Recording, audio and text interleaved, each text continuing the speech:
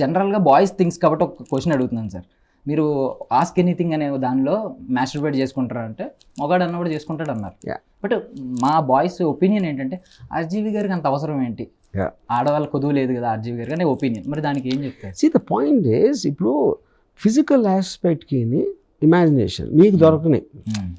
The someone you can't ever have, maybe Hollywood actress, maybe something. ఇమాజినేషన్కి రియాలిటీకి మీరు various వేస్లో ఎంజాయ్ చేయొచ్చు అనేది నా feeling, out of which that is one.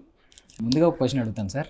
అంటే మొన్న ఒక ప్రెస్ మీట్లో ఒక వ్యక్తి మిమ్మల్ని అన్నాడు, అంటే వాట్కా డబ్బులైనా వస్తాయా అంటే మిమ్మల్ని ఇండియన్ సినిమా మొత్తం చాలామంది శివ సినిమా గురించి, సత్య సినిమా గురించి ఇన్స్పిరేషనల్గా మాట్లాడుతుంటే ఒక ఆయన ఇంత తక్కువ చేసి మాట్లాడితే మీ అప్కమింగ్ సినిమా మీకు కోపం రాదా సార్? మీరు ఫీల్ ఇప్పుడు you're living in kind of a society, ప్రతి ఒక్కళ్ళు ఎవరో ఒకళ్ళని డిగ్రేడ్ చేయకపోతే అసలు మనకి అంటే అయితే I'm not blaming him, that's what everybody does, he is one of them.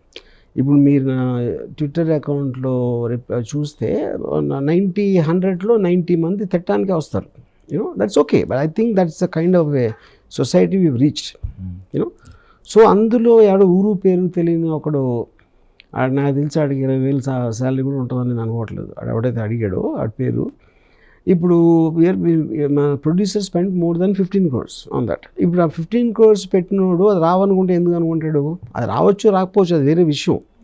But ఆడికి సంబంధం లేని విషయం, ఆడికి సంబంధం ఉన్నది సినిమా నచ్చిందా లేదా అంతే.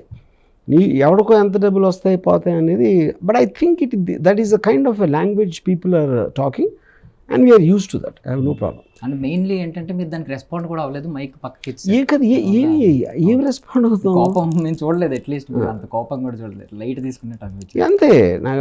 బికాజ్ ఐ థింక్ ఇప్పుడు బేసిక్గా అలాంటి క్వశ్చన్స్ అడిగే వాళ్ళందరూ కూడా అరిచే కుక్కలతో సమాధానం, దాని నుంచి ఏమి ఎఫెక్ట్ ఎవరికి రాదు. ఆడికి ఏదో మైక్ ఉంది కాబట్టి ఆడేదో journalist, I don't even know who is, అది అయిపోయింది. ఓకే.